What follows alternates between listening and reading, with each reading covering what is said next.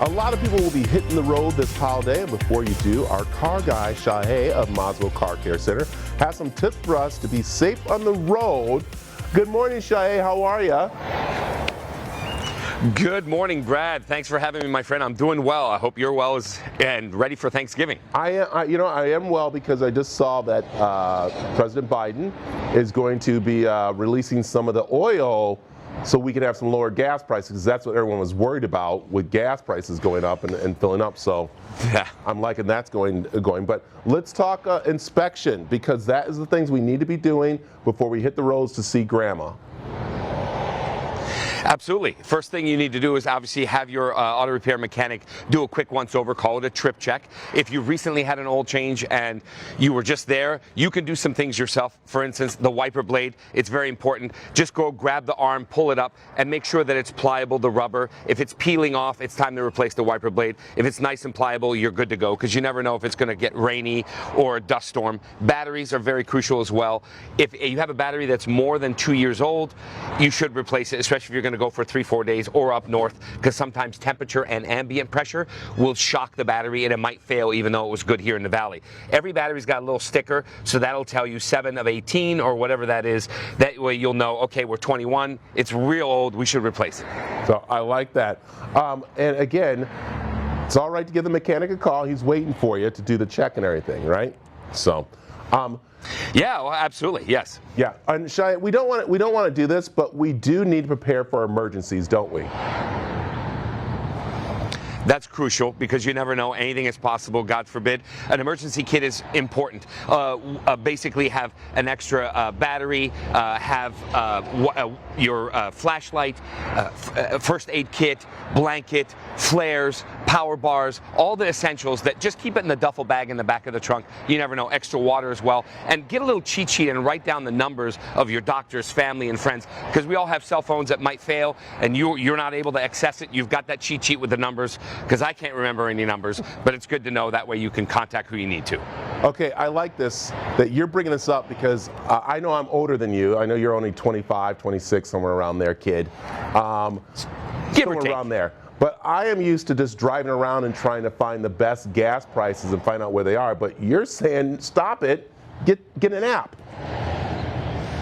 Yeah, get an app. It's called Gas Buddy.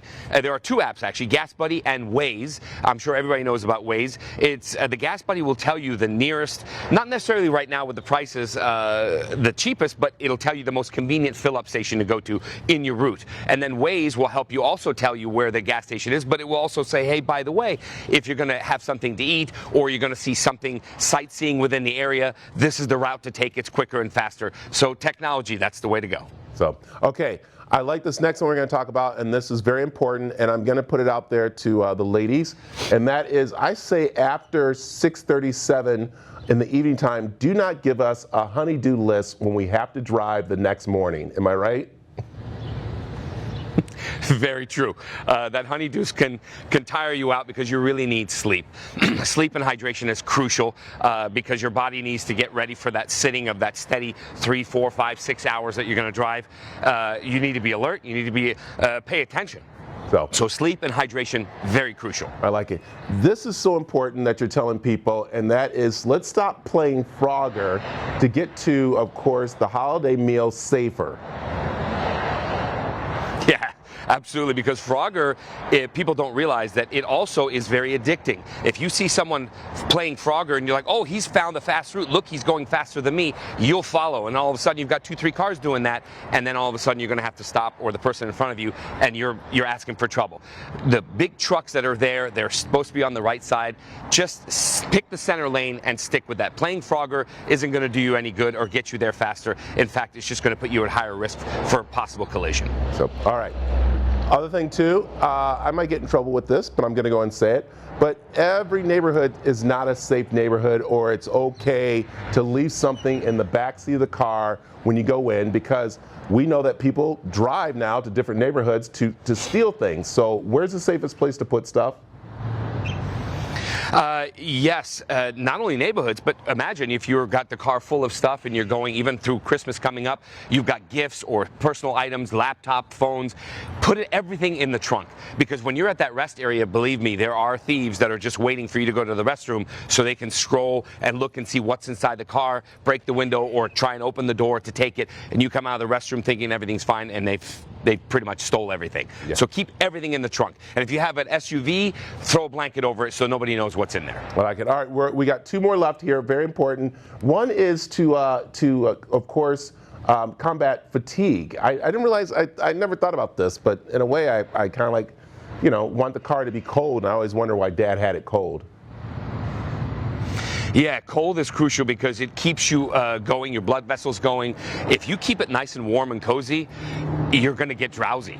And that's just par for the course. Not to mention the body heat that's in the car with 3, 4, 5, or 6 people in the car. It's hot enough. You want to crank that AC or at least get it to that cool temperature where everyone's got that goosebump where you're awake and alert, especially as you as the driver. And I'll designate your significant other to look at the map rather than you, so that way you're not distracted. So, all right, and our last one, stops. Very important.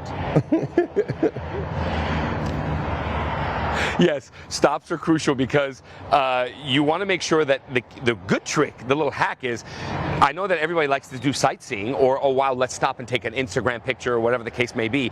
Make sure you time your sightseeing with your restroom breaks. That way everyone's on the same boat. So if you step out and you're going to go to the restroom and someone says, oh no, I don't have to go, they could go. They just make everybody go together. That way you're all on the same timeline.